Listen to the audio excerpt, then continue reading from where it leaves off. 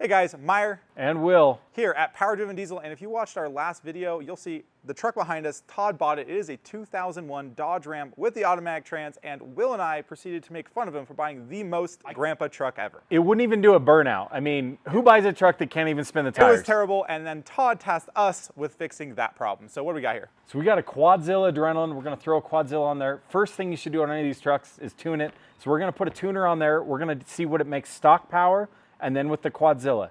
Our long-term goal? We're going to try to break 500 because you were stuck at 499.2 horsepower 15 years ago. So hopefully the last 15 years of experience and technology can get us past that. So follow along as we install the Quadzilla, and hopefully by the time we get done with this video series, we'll have a plus 500 horsepower tow-friendly truck. VP44. This is going to be a tow beast, not just a radical race truck.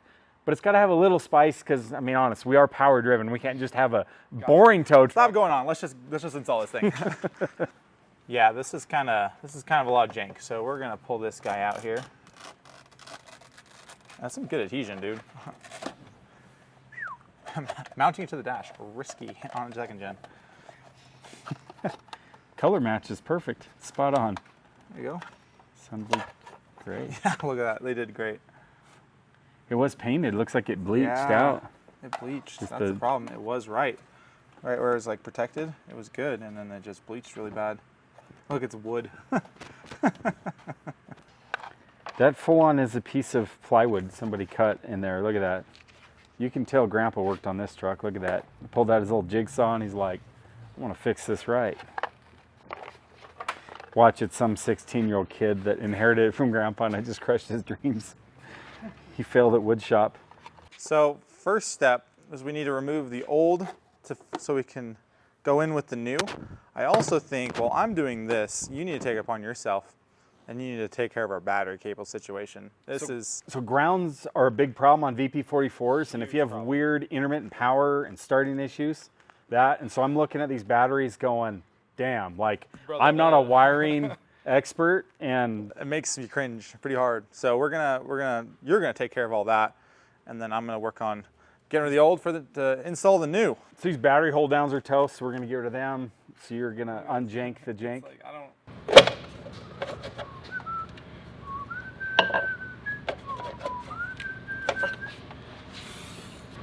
Oregon fuel injection pumps. This guy is not OG.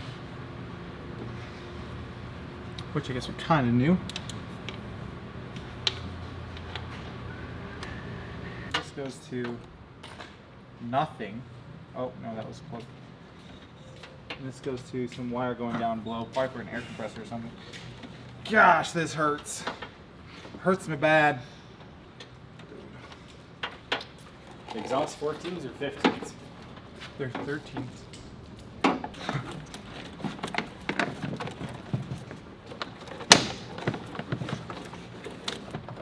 That's that one. Gosh, how many power connections does this one Quadzilla need? It's bad. It's very bad. Some people shouldn't be allowed to wire things. It just hurts. Dude, I don't know what happened to this. Like, why is there just a black coating on this? Is that from there? Or is that the protection coating? I don't think so, because the grounds look great. Both the powers look trashed. It won't touch it, huh? Yeah, even the wire whirl I was doing didn't touch it. The wire brush and everything. Nothing was touching it. So, started this thing off. We got our Quadzilla here. Let's do a quick unboxing. Nice treat for y'all. We've got some instructions, which, depending on our masculinity, we may or may not read. We have a nice little sticker and some instructions there. More instructions. God, they really give you some instructions, which is probably good. I'll probably need to lean on those. We got a sneak a tap.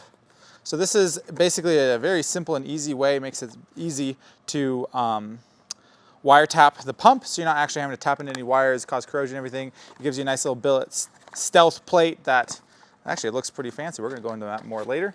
We've got our actual Quadzilla Adrenaline itself, your brains behind this situation. And then, oh boy, we got some wires.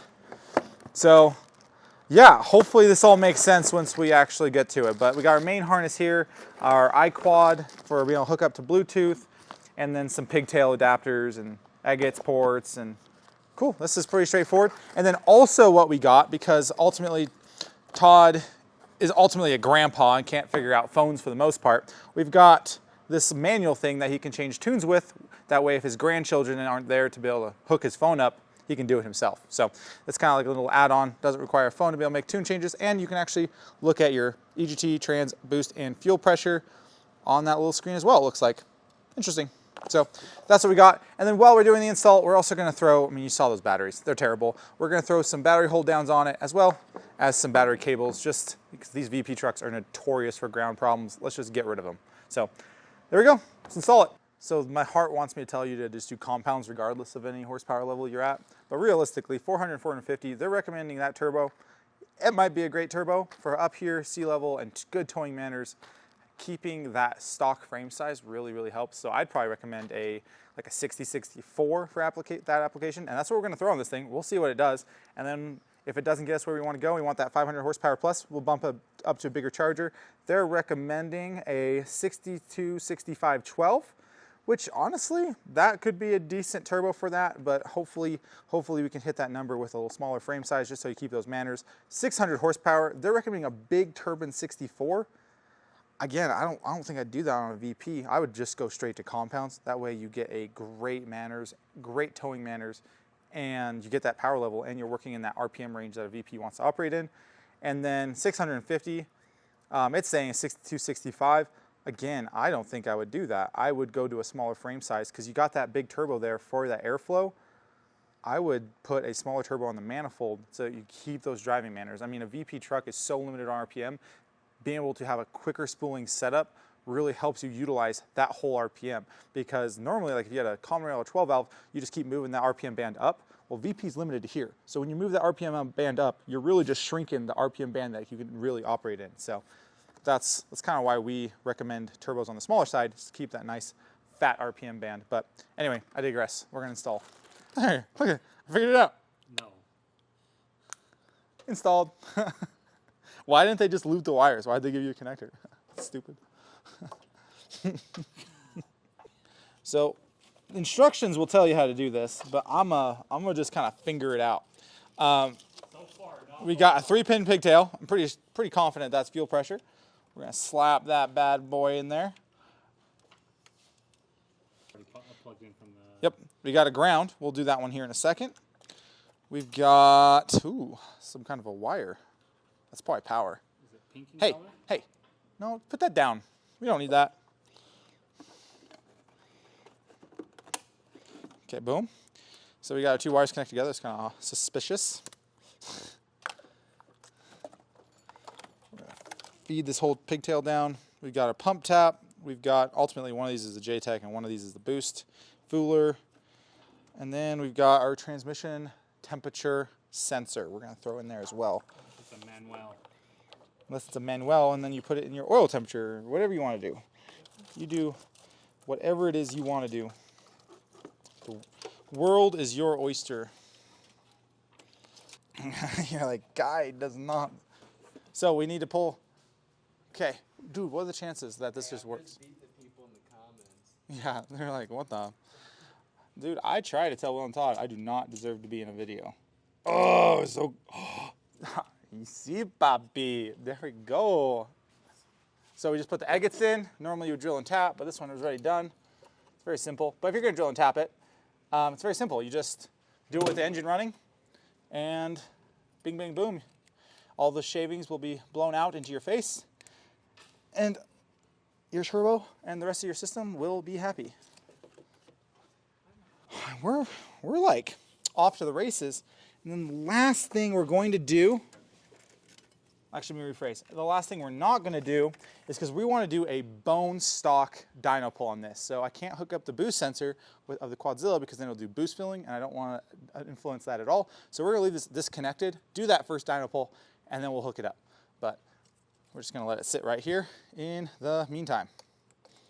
I did the wrong gear. So now, if you're wondering why you got 2 of ultimately the same thing here, well, I was wondering the same thing. The handy salesman just kind of filled me in. So this is your O2? O2. O2. So this is your O2 style. This is your O1 style. And this kit is for your O1 to O2s. The reason they don't just sell you the right one for what you need is because there's some retrofitting stuff going on. So you don't really know what it is you have. So here we go. So we're just going to use the one that matches, which in our case is this one. So that's what's going to get slapped in here. Okay. So now we just need power, ground, and we're good. And then, oh, a little trigger wire going on. I'll see what they got for that. So next step, we need to do the wire tap. We want full chooch from this thing. So we got to install this thing. The kit itself comes with the ability to tap the wire, but this is a little optional add-on that makes it a little cleaner, a little simpler, and a lot more foolproof, which I'm a big fan of, so we're gonna install that. So 2 Phillips, just unscrews these little rivet little deals here. It's just plastic, so take her easy. Boom. Then the front one.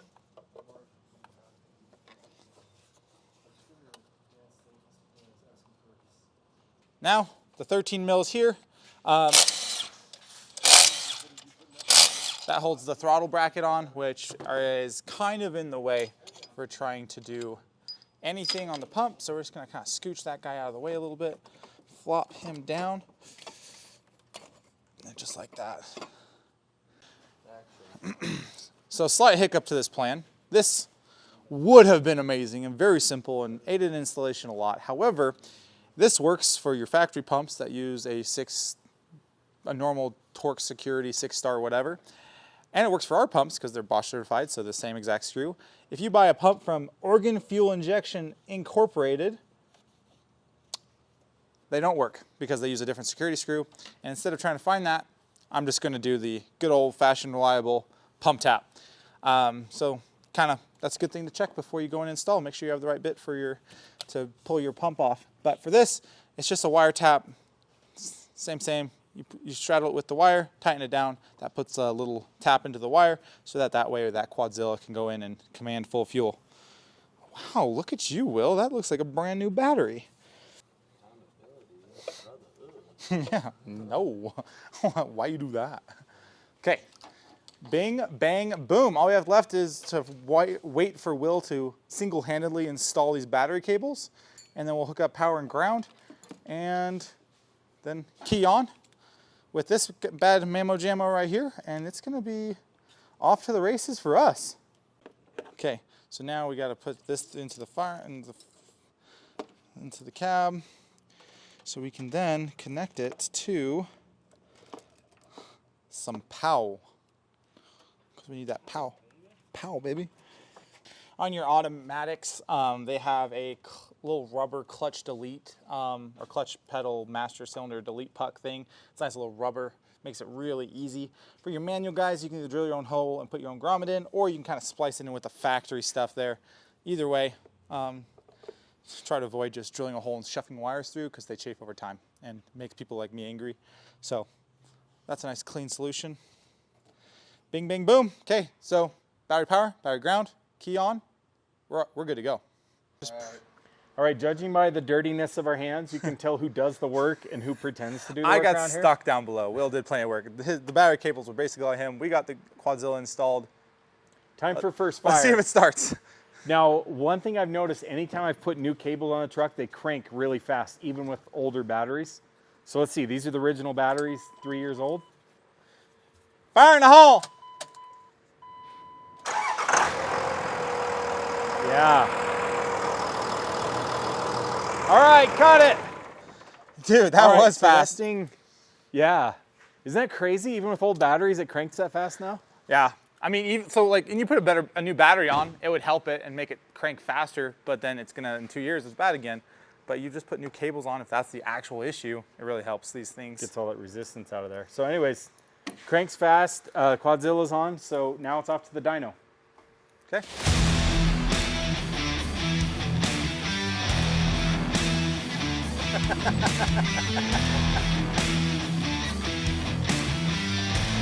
Oops, didn't see you there. Is that one, right? That's good.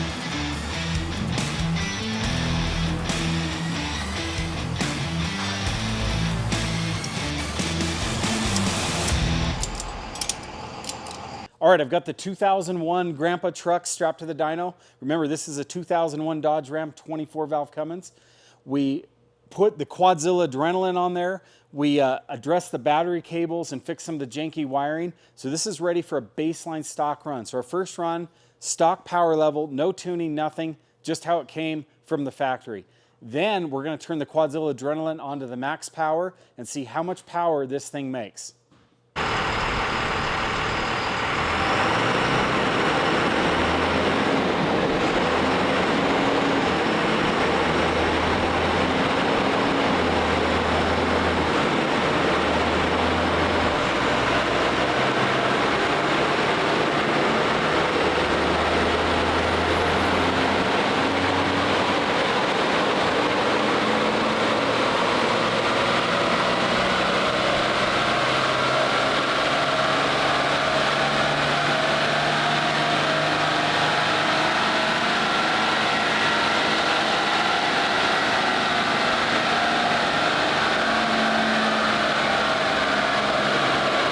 All right, so baseline numbers are in 199 horsepower.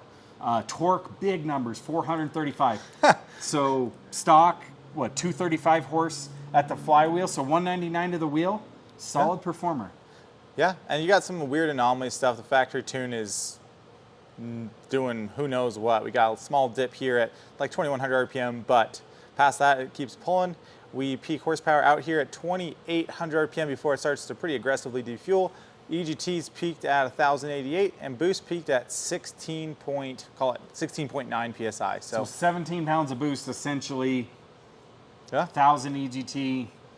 She's a unit. Very, very light load. This would not pull with a standard wind resistance load. Yeah. Yeah, let's see what the Quadzilla does. Yeah.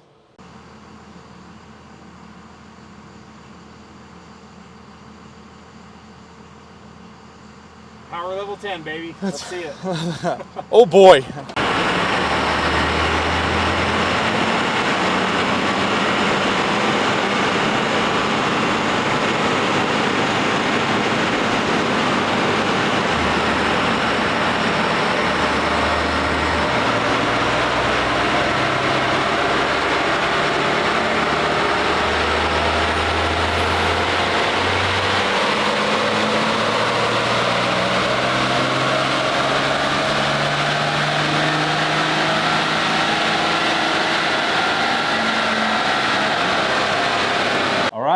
So 301 horsepower. That felt way better. I was actually able to like pull through. It was pretty great. So remember the baseline was 199, so we picked up 102 horsepower. Back in the day when manufacturers made any kind of tuning box, they were claiming 120, some were claiming 140. But that varies depending on the condition of the VP and the truck. This has a smaller turbo. Yeah, the HY. It's a HY instead of HX35. It's the factory turbo, but it's the smallest of the factory turbos in this year range. So I was expecting a little more, but I'm honestly, you know, that's just the factory tuning. Yeah, this is the box tuning. So when you start getting into custom tunings, that should pick up some more. Make some more. If nothing else, it's going to make it drive better. But let's look at those graphs and start comparing. It's just crazy. Like, it picked up power everywhere. Like, it just felt way better, even from the very bottom. Like, look at it. We didn't talk about how the EGT. So EGT with the Quadzilla on, 1415 degrees peak. Nice. Boost went from 17 to 20 PSI. Yep, 20. So all we hit was 20 pounds of boost. So on this model, the wastegate piping is this hard metal line, and there's no way, unless you cut it and like put a piece of rubber hose, there's no way to put a wastegate, what do you call it, a boost elbow in there. Yep. Back in the day, guys used to sell this thing called a J hook that was like this metal hook that just put extra spring load on the wastegate. That's one way to get more boost, but that is what it is. We're just trying to show what does a Quadzilla do on an 01 stock for stock. Torque, how much torque did we gain there? Oh my gosh, we gained a bunch. We went from, what was it, 435 or 425 before to, come on, 644. So 644 foot-pounds of torque versus 400 and 420 or whatever is what this is or whatever showing. it did. So Okay, why did we put a Quadzilla in here as the absolute first step? Tuning is your biggest bang for the buck we found on almost any platform. And what do we pick up? 102 Picked up horsepower? 100 That's 50%. So 50% power gain for a couple hours of work. That's why everybody starts with It's a great place to tuner. start. And the Quadzilla comes with fuel pressure monitoring. If this thing did not have a fuel pressure gauge, that would have been the absolute first step. But because that Quadzilla has that built in, it's two birds with one stone. Fuel pressure monitoring is definitely the first step on any VP truck, just to keep that injection pump happy. So obviously during the down run, we had that fuel pressure gauge and we were watching like a hawk because we, heaven forbid, we blow up this VP and have to put one of our VP44s on there. I mean, that might be a good test for later, but not today. But anyway, catch us on the next video. We're going to play some custom tuning and more to come. Remember, this is the road to 500 horsepower, 500 horsepower tow truck here. So we're going to make it drive great, and it's going to make some good power. Be sure to like, share, subscribe, comment on this video. And remember, we're still looking for a name, so comment with some names. Comment on what you want tested, air intakes, exhaust systems, you name it, and it may end up on the truck.